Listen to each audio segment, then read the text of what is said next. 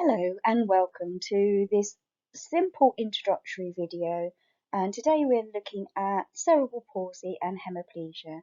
This presentation was created by Claire Warner and Alison Crispin. Today's presentation is looking at common features and reasons behind why young people present with cerebral palsy and hemiplegia, and hopefully we will give you some practical ideas that you can take back to the classroom. So today we aim to look at cerebral palsy as an overarching term. Cerebral palsy, like most conditions, there is a sort of spectrum in terms of how affected a young person can be. But we're going to look at cerebral palsy as a sort of overarching term and look at the different terminology that's used by medical professionals. We're also going to look at hemiplegia and look at how this presents and also how you can help within the classroom. And we're going to give you some practical ideas and also signpost to medical professionals that are most likely to be involved with these young people. Cerebral palsy is a simple term. Cerebral relates to brain or cerebrum, which is the affected area of the brain. And palsy basically means there has been some damage to, and as a result, there is a disorder of movement. And we're going to be looking at the different types of presentations of cerebral palsy, and you will see the additional terminology that's used. But the general terminology cerebral palsy relates to an area of damage that's happened to the brain.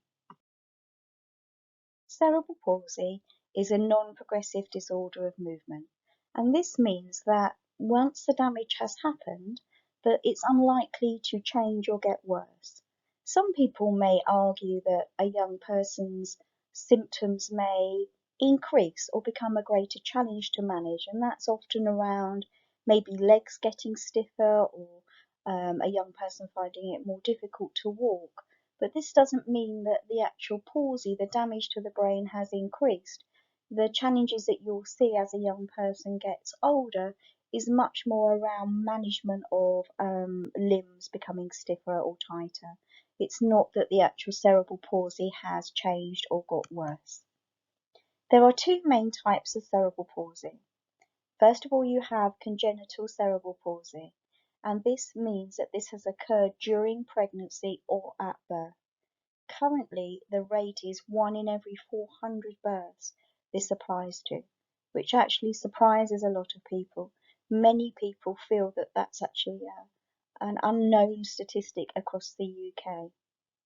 Then the second type of cerebral palsy is acquired cerebral palsy, and this means that this has happened or occurs at some stage after the birth.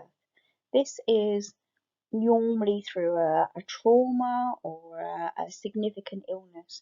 So this is much more rare. Also, when we're looking at profiles of cerebral palsy, where sometimes you can see that two siblings have cerebral palsy and there's a hereditary link, that's incredibly rare. So generally, we see young people presenting as having cerebral palsy as more often than not an occurrence during the pregnancy or at birth. There are three main types of cerebral palsy. The first type being spastic cerebral palsy, and this applies to around 80% of the cerebral palsy population. And for us to recognise this, we often see children and young people with very tight limbs, very stiff limbs, and that's known as the spastic element of cerebral palsy. We can have young people who have one limb affected, or both legs, or both arms, or all four limbs. And there's additional terminology to describe that, which we're going to look at in a minute. But this is the most common type of cerebral palsy that we see in our young people we work with. The second type of cerebral palsy is known as apatoid or dynesthetic cerebral palsy. Apatoid students often have limbs that can be described as almost having a life of their own. They often have very high levels of movements, and often things like being excited or being upset can increase that level of movement. And actually, this is incredibly frustrating for some of our students who have to work very, very hard to gain control of their arms or their legs or all four limbs. The second type, which is sort of associated at the same time, is called dyskinetic cerebral palsy, and that applies to their trunk. And again, you often see young people who have a real challenge trying to stop their core, their trunk, or their tummy area extending when they're excited or, focusing on a difficult task. So again, this applies to about 6% of our cerebral palsy population. And again, they have really distinctive motor movements. Once you work with a student who has this profile, it's very easy to spot. The last type of cerebral palsy is often known as ataxic or taxia, and children often are mobile with this profile, and often it can be very, very slight. Sometimes it's not uncommon for children to have a diagnosis much later, sometimes halfway through primary school, because the issues are often related to balance, and they can have a tremor, particularly when they're focusing or concentrating on a task like writing. And again, this sort of totals around 6% of the children and young people we see. And ataxia is something that actually can increase and subside depending on the amount of cognitive challenge that you have. This young man has spastic cerebral palsy, and as you can see, all four limbs are affected. So you can see on his lower legs that he's wearing splints inside his trainers, and what that will do is try and hold his feet in a very secure 90-degree angle and to stop that further tightening of those muscles in his legs. If you look at his arms and his hands, again you see the typical spastic profile where he is in a sort of tight extent motor pattern. And actually for him to hold a spoon or, use a tool will actually require him to extend his hands. And sometimes that will need physical support from an adult to help him open his fingers and take a spoon or use a tool.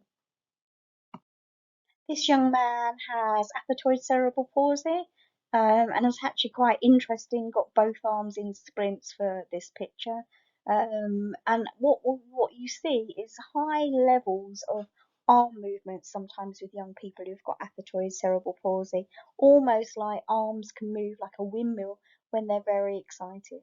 And again, this requires high levels of concentration to be able to bring your arms in a central position to maybe hold a tool like a pen or hold a spoon. So obviously in this picture, this young man has a period of his day where he has his arms splinted, which again will be trying to hold his arms in a better position. And this girl has ataxia, and as you can see, she's walking along a balanced area in a forest. And actually, if you were a member of public walking past, you wouldn't assume that this young lady had any challenge at all. But she has ataxia, and she will have worked very hard to be able to keep all four limbs central and to be able to maintain balance. And actually, if you look closely at the picture, you can see the level of concentration that is requiring. So again, it's really important to remember ataxia can be very subtle, and actually sometimes we don't really see any challenge in a school environment until we start lessons like PE, or we watch children on play areas outside, but sometimes the first areas that are affected are when we're looking at the fine control that's involved in handwriting. As we know, the brain is an incredibly complex organ. So when we look at aspects of cerebral palsy, it's impossible to use a general term because every young person is different and every area of the brain that's affected will produce a different profile. But if we're looking at common themes that we are trying to learn from and see common patterns with many young people with cerebral palsy, these are some of the rates of impairment that you will see. So generally, these are general data and general figures, But generally, with young people with cerebral palsy, 1 in 3 will be unable to walk, 1 in 4 will be unable to talk. And it's really important when we work with students who have cerebral palsy, if they are unable to talk, not to assume that they can't understand. Over my career, I've worked with many young people who have never been able to speak, but they've been able to use technology to, communicate, learn, and be able to work at a level that's equal, sometimes above their peers. So 3 in 4 students experience pain, and that will often be around those muscles and that tightness in both their legs, their feet, their hands. And sometimes, if you're a student that's in a wheelchair or working incredibly hard to walk with a walker, those muscles are under a high challenge every day. And a really interesting fact, and often it's overlooked within the school environment, 1 in 4 students will have epilepsy. 1 in 2 students will have a learning challenge of some sort, and it is simply that there'll be a learning challenge. We often see students who excel in certain areas and then have real challenges with things like maths and perception and memory. We also see students that have a significant learning challenge, and you would describe them as having a much greater cognitive impairment. 1 in 4 students have been decided as having a behaviour disorder. It's not a term that I would use, but it's really around that behavioural regulation, that 1 in 4 students will struggle with that. And sometimes that's to do with the physical frustration of not being able to do what you want to do. Sometimes it's around simply always having to need an adult or needing support. And sometimes it's around a period of time in their life where a young person may realise they're different. 1 in 10 students will have a severe visual impairment. In fact, many students with cerebral palsy, you'll find, will wear glasses. 1 in 4 will have a bladder control or continence problems, and 1 in 5 will have a sleep disorder. And many students will need to be turned and repositioned during the night. It's not as simple as being able to just roll over and correct your sleep position for many older students with cerebral palsy. So again, that in turn leads to a really interrupted night's sleep. And 1 in 5 have an issue with sort of saliva control, and that can mean that a young person will present as dribbling or having a general wet area around their mouths. There are some really good medications, and there's certain patches young people can wear now that are very effective, but it's just to be aware of how that young person may feel if that's a challenge for them in school. As stated earlier, cerebral palsy can affect different parts of the body, and we have really precise terms to help us understand which parts are affected. So, if we look at just a young person who's just got one limb affected, that's known as monoplegia, and that could be one arm, one leg. It just links to one area of the body that's affected. When we look at diplegia, it tends to be both legs, and sometimes it's both legs and a hand or a lower arm. Paraplegia is a term we use where both lower limbs are affected, and quadriplegia is a term we use when all 4 limbs are affected. Cerebral palsy is the most common physical disability in the UK. Currently, there's around 1,800 children diagnosed each year in the UK. And actually, again, when we do training on cerebral palsy, this number often comes as a surprise. And really interesting, when we look back over 60 years or so, this figure, which is roughly 1 in 400 children born, hasn't really changed. And that's with all the advances around pregnancy care and, different technology around period of time at birth. I think the biggest change over 60 years has been the increase of young people surviving who had a premature start in life. So whilst there's a lot greater care in terms of scans and elective C-sections when a child's birth may become an increased high risk. There has also been at the same time an increase, and it's a significant increase, in young people with prematurity surviving and doing well and living into later life. So also when we look around the incident rate for cerebral palsy, there is very little difference between us, Europe, and the United States and Australia, which means generally the trends that we're seeing are worldwide. There are approximately 30,000 children in the UK who have cerebral palsy, and we see many young people living into full adulthood now. We have really effective medical care, and we know the trends that we see in terms of limb management, breathing management, and so we know medically wise to be almost aggressive in terms of treatment. We often see students who, have treatments such as Botox, or they'll have hamstring operations, or they'll have a period of time where their feet are in plaster casts, etc. And they are all preventative, and they are active medical treatments to prevent a young person needing further help as they get older. The numbers of young people and adults living with cerebral palsy are similar to multiple sclerosis and Parkinson's. As with most disabilities, there's some really good charity groups and action groups. We at CEATS recommend Action CP. They have a fantastic website, and there are different areas for families and professionals, and we'd highly recommend that you have a look and take the time to keep up to date with the latest research as well. Also, the Council for Disabled Children have a really helpful one-page profile that you can look at and have a summary of information. CEATS are a link with PDNet. PDNet is a national organisation working with professionals who support students who have a disability. We are a PD Ambassador area of East London, and they have a really excellent area on their website. If you search on PDNet website Level 1 training, you have a whole hour of free training around physical disability.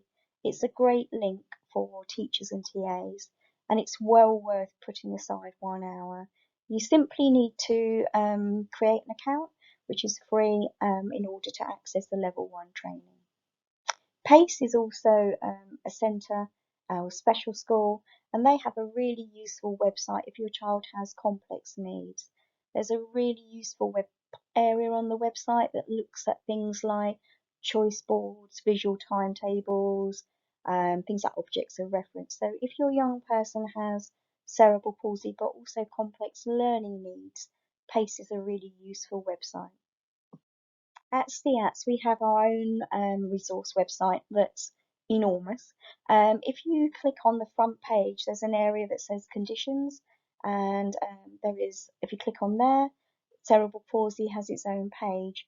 We have a helpful one-page profile that again you can download for free, give to dinner ladies, give to school staff, which gives you the really key elements of around what cerebral palsy is and how you can help.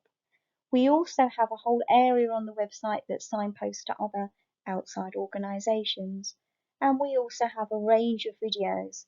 So the videos that I can just see that we've clicked on have really helpful ideas about what to do for PE, how to include young people in a wheelchair, etc.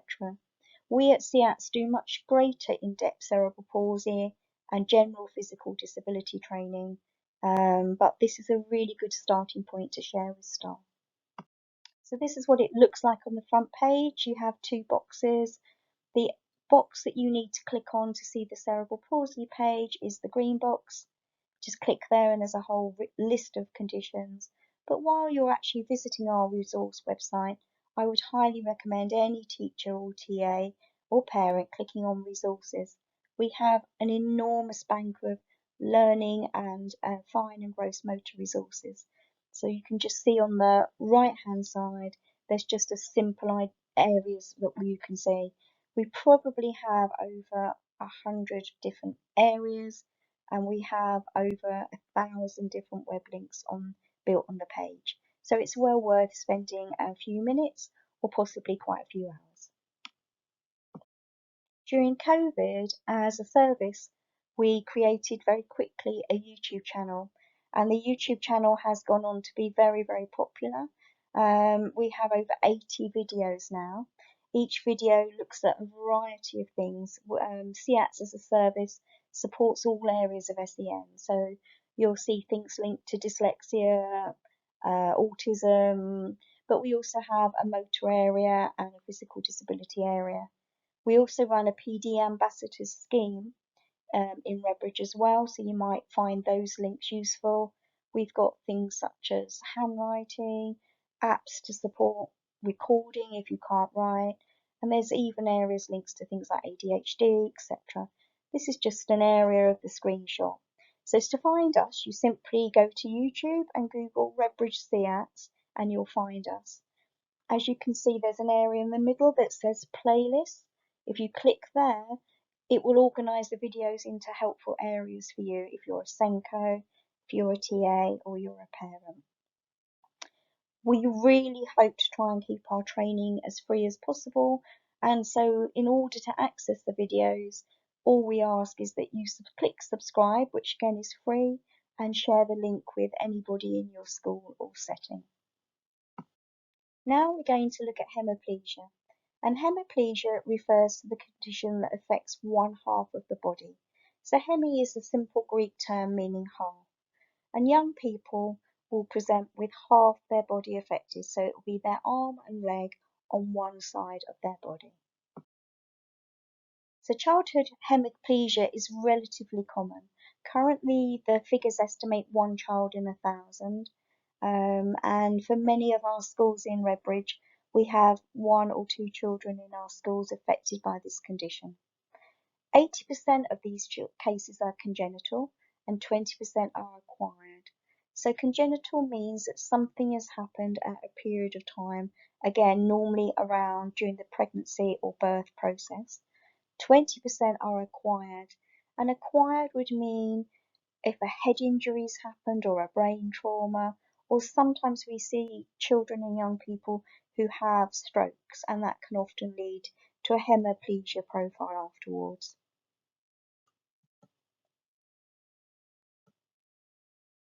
Hemiplegia is quite complex because you see one side of the brain physically, and then you understand that the right side of the brain affects the left side of the body, and the left side of the brain affects the right side of the body.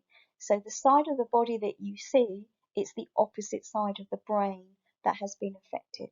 So as you see, if a right side of the brain has had the area of trauma or bleed, then these are the areas that are going to become more of a challenge. Equally, if a left side of the brain has been affected, this is the sort of profile of a young person that would have been affected in that way.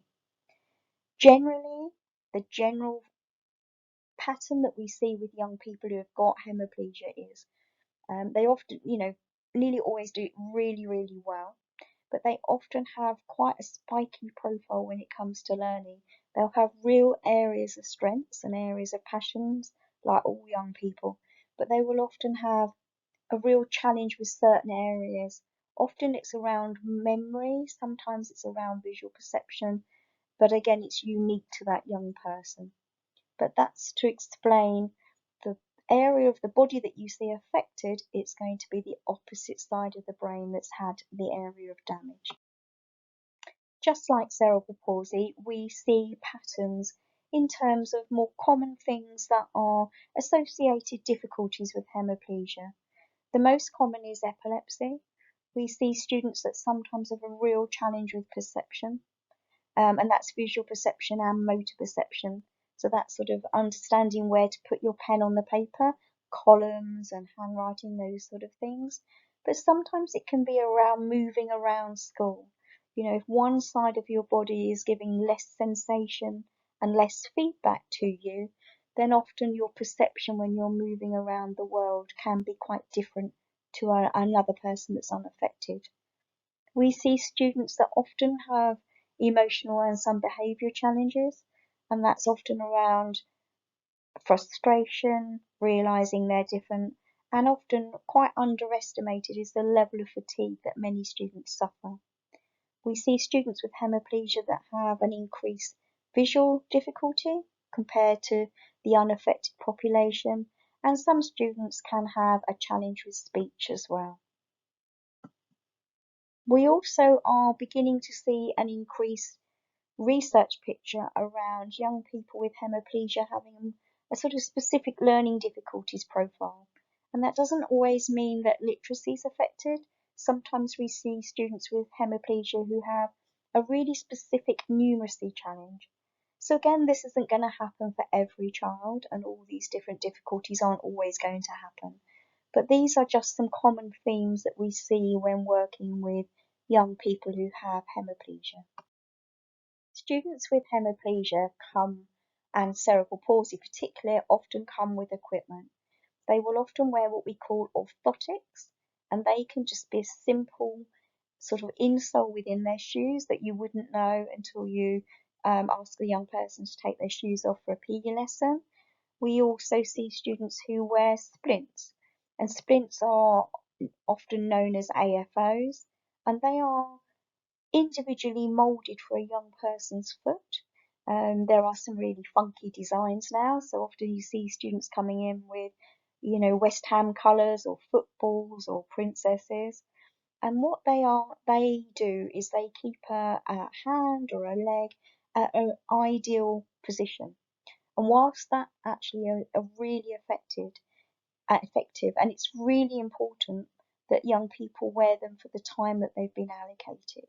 So often they will report they're uncomfortable or they're hot, particularly in the summer.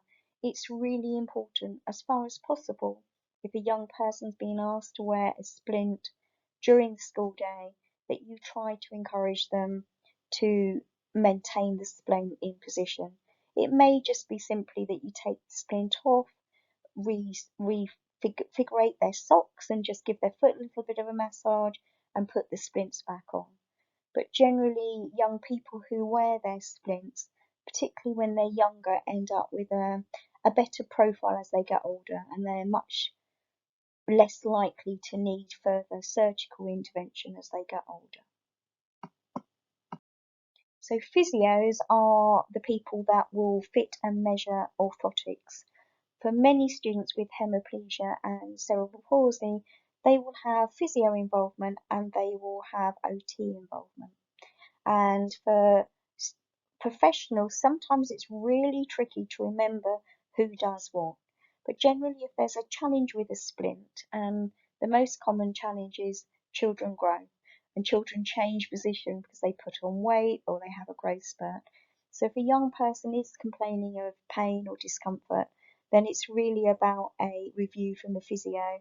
And often it's, splints and different tools are needed to be rebuilt, and often the next size up is needed to be built and made. Some students with cerebral palsy come with a lot of kit, and they have a range of walkers and standers. So walkers are something that a young person will use to enable them to walk independently. Some are low tech, like the blue frame, which is in the bottom of the centre of the picture, and some are incredibly whizzy and incredibly high tech, where it always looks like a young person is sort of sat in a sort of space age machine. The amount of freedom that a young person has if they manage to sort of maximize the use of the walker is well worth putting all the effort into. I have to say, many young people, when they first get the walker, almost need driving lessons at the same time because they've suddenly got some freedom and want to whiz along. So walkers, again, that sits with physios, and again, they need a regular review because children grow, and often children need their walkers increased up in height. That's not something that teachers and TAs should do. That does need professional review and hands-on changing, really. Another piece of equipment that we often see young people have, and that's particularly when they're younger, is something called a standing frame. And standing frames enable a young person who's sat in a wheelchair all the time to be upright. It's really good for things like kidneys and just general digestion. And it's really good for that whole straight leg extension and stretch. I have to be honest, as somebody who's put young people in standing frames all my career, they're not always popular.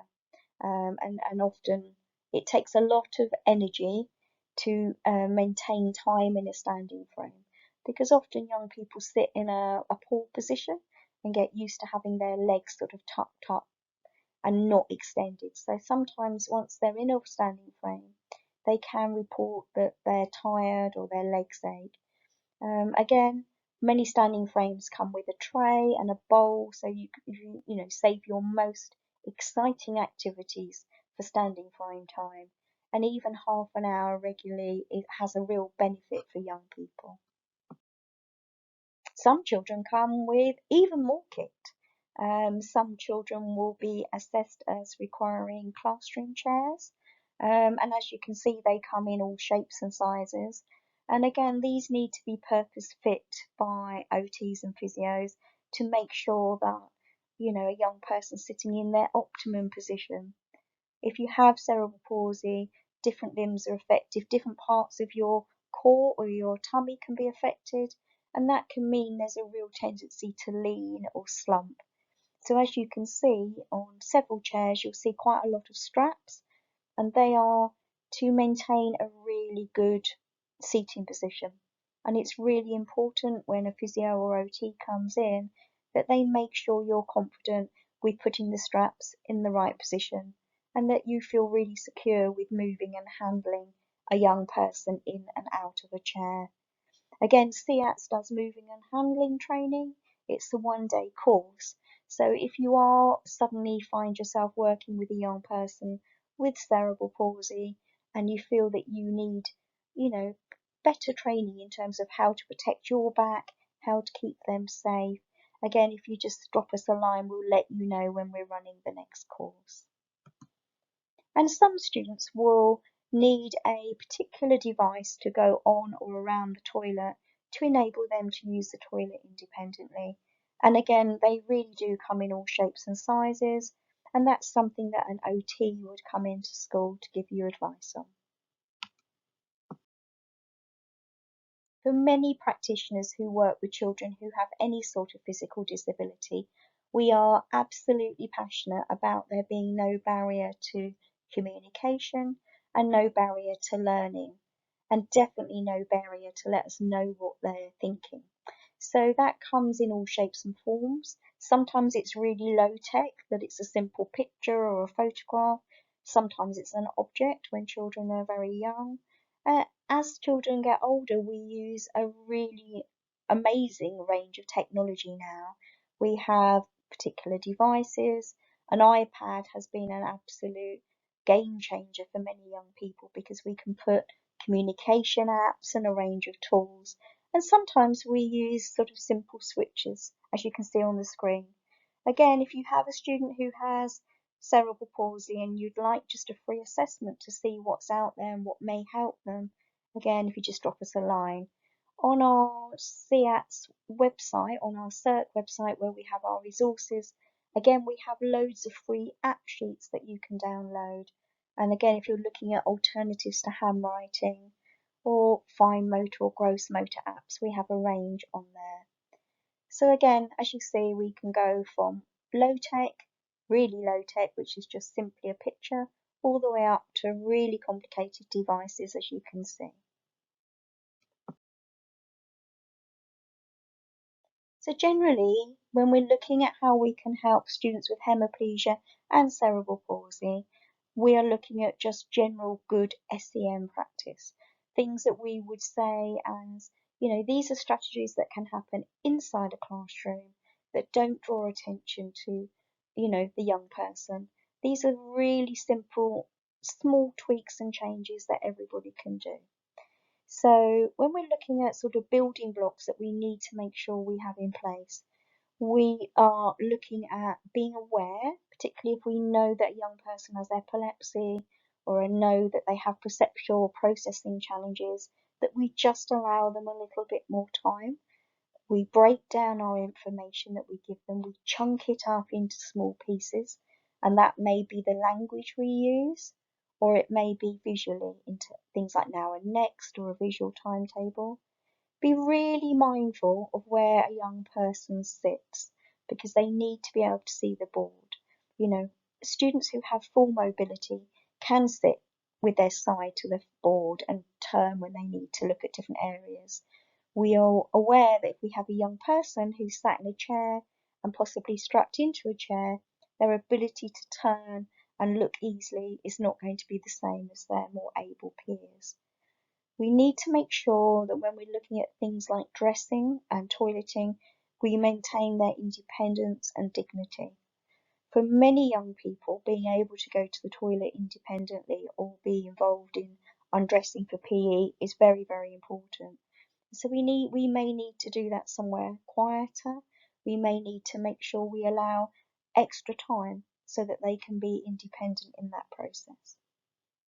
When you're working with a child or young person with cerebral palsy, it's really important to make sure that where you sit, if you're a TA or you're a class teacher, and particularly when you're demonstrating things like handwriting, don't sit in front of a young person because you're going to require them to almost rotate the visual image that the person's writing, and that's going to be very challenging for them. Try as far as possible to sit alongside. When physios, OT, or specialist advisory teachers like ourselves come in, we talk all the time about using a weaker side, using hands, making sure the hand isn't hanging, making sure the hand is on the table, that it has a job, that it's holding on, that it's being active. The natural default for many students, particularly with hemiplegia, will be to sort of almost disengage from that side of their body and use their more effective side. It's really important to use both hands as far as possible. We do see with students with hemiplegia and cerebral palsy that they can struggle with focus and attention, and so therefore anything that you would normally use to support that for students with something like ADHD, use those strategies for our students as well. Really simple things like getting a ruler with a edge, or sticking a handle on a protractor, or using a little bit of blue tack to stop paper slipping. These are tiny, tiny changes, but they can enable young people to be completely independent.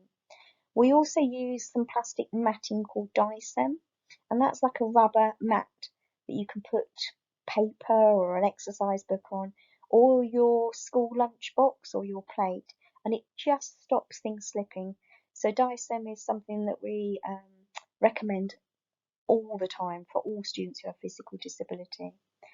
And we often see with young people with both cerebral palsy and hemiplegia that they can really struggle with trying to control pressure. They either press too hard or they press too lightly. And again, on our resource website, we have a whole handout pack about how you can support students who have pressure difficulties. Dressing can be a real challenge for young people who have cerebral palsy and hemiplegia, and particularly young people who are in a wheelchair, because what we need are clothes that are comfortable, clothes that are easy for them to get on and off. And it's really useful to try and look at some of the more adapted ranges. Years ago, as practitioners, we would be asking families to sew bits of Velcro under buttons and, try and adapt school uniform. But now, Next, Marks and Spencers and Asda all do what we call an easy fit or an adaptive range. So just a simple screenshot, you can see this is Marks and Spencer's range, and it's called Easy Dressing. So if you search Easy Dressing on the Marks and Spencer's website, there's a range of uniform, but also a range of casual wear.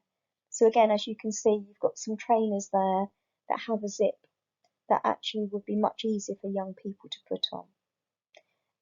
The ranges that are coming out in schools and school uniform shops are still very traditional, but particularly the Marks and Spencer's range, you would be able to get school trousers, shirts, polo shirts, which are the core elements of the uniform, quite easily now. I find generally they're not stocked in shops, but they're all available online. Maintaining dignity is key for a young person who has any sort of physical disability. And quite often, we would actively encourage a young person to be as independent as possible when using the bathroom. But sometimes that can mean as they appear out of the toilet that they may have their skirt tucked up or their shirts still hanging out. So we advise in all school toilets where a young person with physical challenge is using that there is a full length mirror. And sometimes when we've had this conversation, it fills caretakers with horror. IKEA do a really cheap mirror. It's a full length mirror and it's a mirror that can be stuck on. It's a plastic mirror that can be stuck on toilet doors. A quick search of Amazon and a couple of other places like B&Q, there are other very simple, similar mirrors. They generally cost between £8 and £10, and they are something that's not going to break if another member of staff or child bumps into them. But a mirror, things like toilet wipes, and just allowing a young person a little bit more time. These are all really effective techniques together with accessible uniform. Sometimes when we're teaching young people to dress or undress, toileting and dressing sequencing cards are really useful. Twinkle have really good sets available to download. And the other area we see, particularly students who've got hemiplegia, they often can get muddled when their clothes are inside out. So they've got change for PE, and when they come back, their sweatshirt's inside out, and they don't necessarily recognise that that's their jumper. So we would encourage, as somebody's getting change for PE, for the uniform to be turned the correct way round and then laid out in order on the back of their chair or on their desk. These are really small techniques, but they are really effective. Quite often when we support students with hemiplegia, people we go and talk to feel that really they describe their only challenge being as slightly clumsy, or a slight challenge because one of their arms or one of their legs is slightly impaired. And so most people say, well, they're doing really well, but because they're able to do this and this and this. But actually, as children get older, there's often more areas of challenge that become more apparent. So when we're looking at, students as they move from sort of infant age into junior and into secondary, we are beginning to see that some students struggle more with attention, perceptual difficulties, things like working memory and long-term memory. And then as you move into sort of teenage years, there is also self-esteem around realizing that you physically are slightly different than your peers. So actually when we're supporting students with hemiplegia, we need to be proactive in understanding that these could be challenges that are coming ahead, and then have a range of strategies to support if they become apparent. So just like hemiplegia, we're always keen to signpost really good charity organisations that have good information, both for professionals and for families. And this link, HemiHelp, has been around for years and years and years, and they are a really good charity. They often do lots of events days where you can go and do things like rock climbing and DJing, and they're really good for a young person who particularly is struggling with identity or self-esteem. Also, HemiChat is an online platform that young people can sign up for, and families as well. And that also helps families or young people who feel they are isolated or they're different. So just so for those of you who may have used HemiHelp before, they've become part of the Contact for Families group now. So if you Google and the website looks slightly different, it's just because the two charities have become joined. So their help's still the same and the offer's still the same. It's just their website hosting is slightly different. Many NHS websites have pages that you can download. This is a website that downloads information on cerebral palsy. and many local health pages will do the same.